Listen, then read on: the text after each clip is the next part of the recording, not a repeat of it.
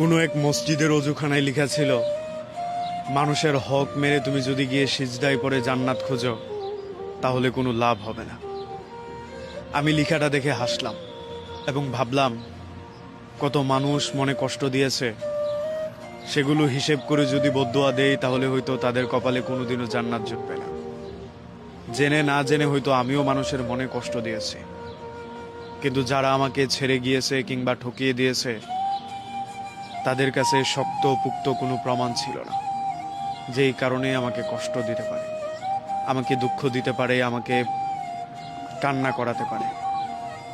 জীবন এমনই, তবুও আমরা জীবন ভালোবাসি, জীবনকে উদযাপন করি, এই জীবনকে আমরা লালন করি। মানুষ আমাদেরকে কষ্ট দেয়, দুঃখ দেয়, কিছু কিছু জায়গা থেকে আমরা হেসে চলে আসি, আর কিছু দুঃখের কষ্ট আমরা